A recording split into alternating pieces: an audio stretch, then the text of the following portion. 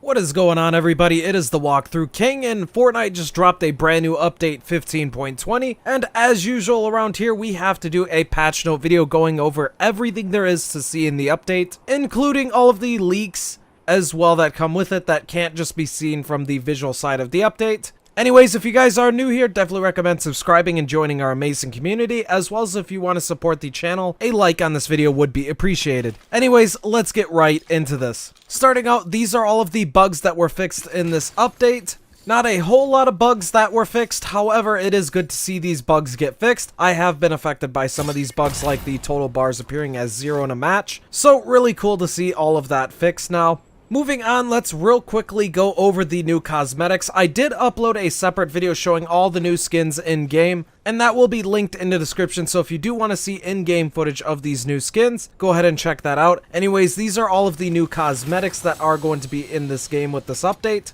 As well as all of those cosmetics, we do have a new Save the World starter pack. And speaking of Save the World as well, Save the World will also be getting a new Red Willow skin that can be used as a hero at some point in the future for a quest. And finally, before we move on from all of the cosmetic updates for 15.20, these are all of the updated skin icons for the current skins that are already in the game. What does this mean? Well, all of these skins have a chance to return to the item shop in the future, and that means Travis Scott, along with the rest of the Travis Scott stuff, could see a return to the item shop at some point in the future. And finally, there are 4 encrypted sets with this update. We do know that the Greg skin is going to be one of those encrypted sets, and there's also going to be a Predator skin, which will be another one of the encrypted sets.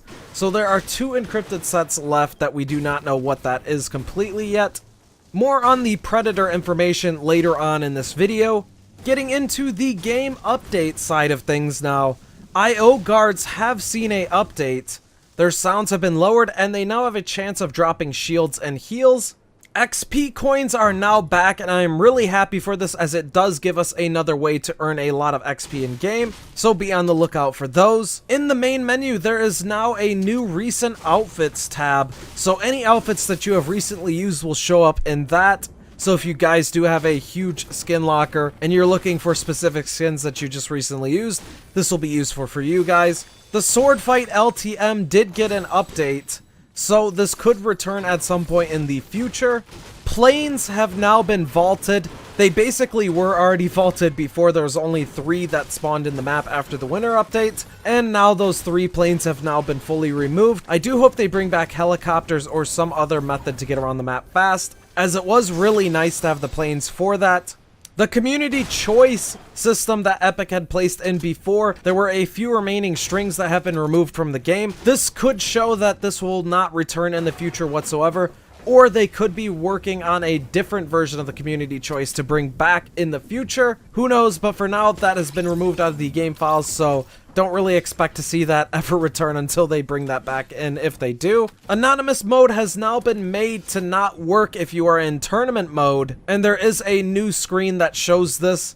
As well as NPCs might be enabled in Team Rumble later on, or even right away after this video is done. That is one feature that I am really happy to see if that does get enabled. There have been a couple of new legacies added in with this update, and these are all of them. Pause if you want to read all of these.